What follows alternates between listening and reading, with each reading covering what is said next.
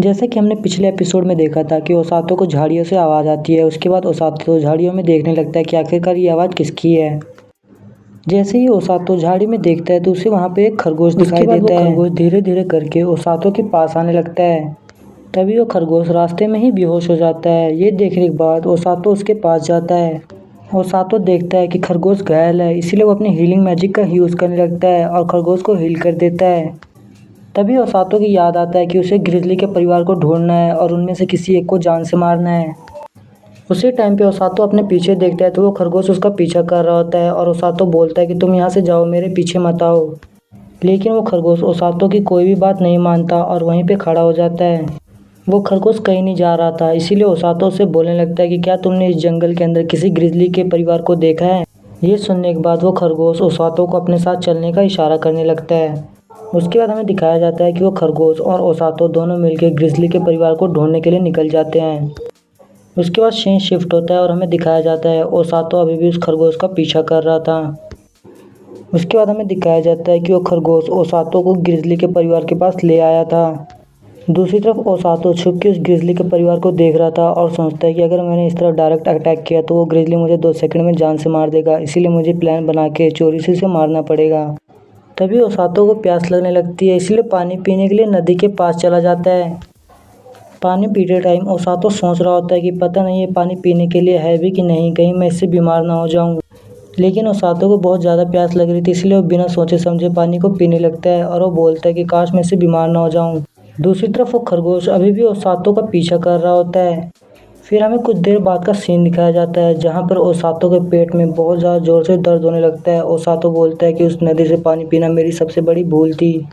तभी ओसातो अपनी healing magic का यूज़ करने लगता है और अपने पेट को हील कर रहा होता है।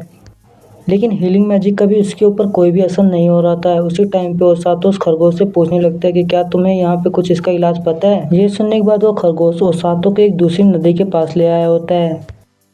तभी ओसातो उस पानी को देखता है और वो पानी बिल्कुल साफ था, इसीलिए ओसातो उस पानी को पीने लगता है। ओसातो पानी पी रहा होता है तभी वो खरगोश वहाँ पे बहुत ज़्यादा डरने लगता है। उसे देखने के बाद ओसातो सोचता है ये तो ना मुझसे डरा ना उस ग्रिजली बेयर को देख के डरा, तो आखिरकार ये खरगोश किससे इतना डर रहा है। ओसातो ये सब कुछ सोच ही रहा होता है, इतने में ही वो खरगोश जाकर पेड़ के ऊपर चढ़ जाता है और छुपने की कोशिश करने लगता है।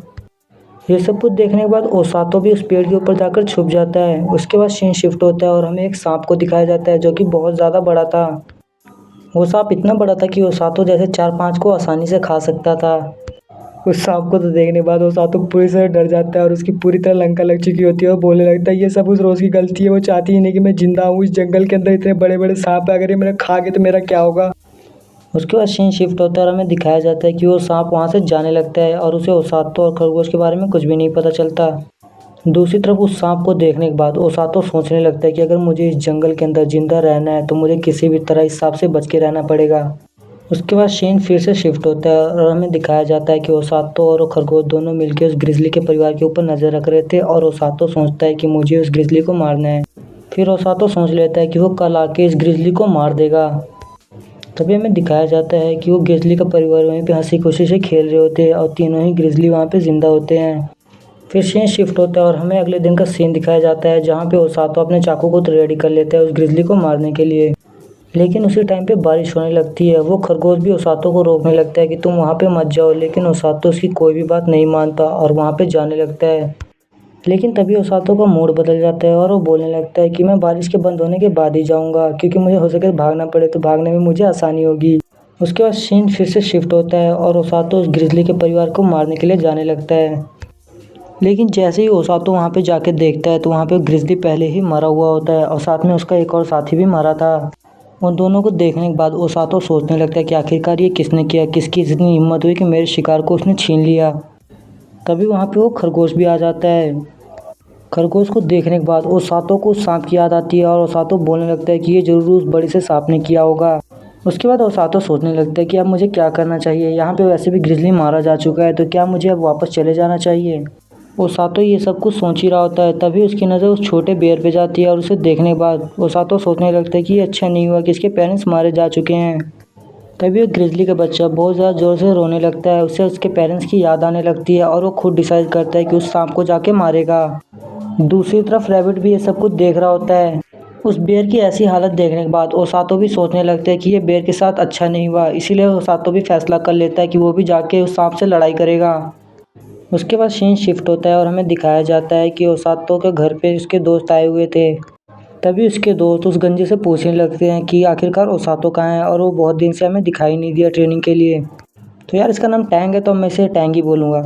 तभी टैंग बताने लगता है कि असल में ओसातो मैडम रोज के साथ जंगल में ट्रेनिंग करने के लिए गया है। तभी टैंग अपने साथी से पूछने लगता है कि क्या तुम्हें पता है कि ओसातो कब तक आएगा। ये सुनने के बाद उसका साथी बोलने लगता है कि मुझे बिल्कुल भी नहीं पता कि ओसातो कब तक आने वाला और वो जिंदा आएगा भी कि नहीं।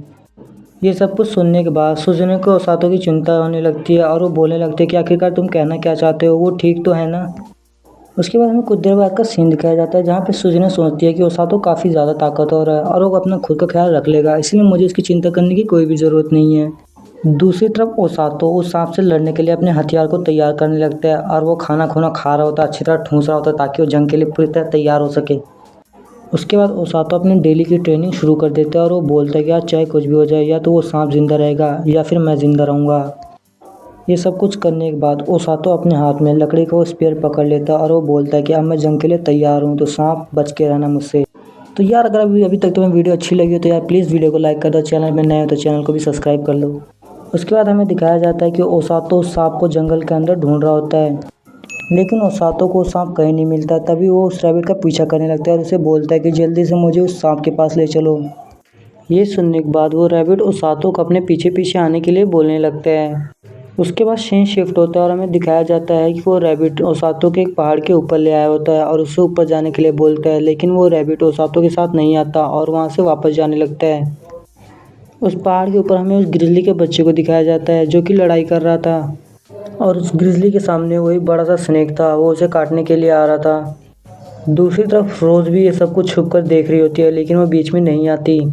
लेकिन जैसे ही ओसातो देखता है कि वो ग्रिजली का बच्चा खतरे में है तो वो उसकी मदद करने के लिए आगे जाने लगता है। ओसातो अपने लकड़ी के स्पेयर को बाहर निकाल लेता है और उस सांप के ऊपर अटैक करने लगता है। जैसे ही वो सांप देखता है कि ओसातो उसके ऊपर अटैक करने के लिए आ रहा है, वो भी अपना मुंह खोल लेता है और ओसातो को खाने के लिए अपना मुंह आगे बढ़ा देता है। ओसातो भी अपने स्पेयर को हाथ में ले लेता है और उसको मारने के लिए रेडी हो जाता है।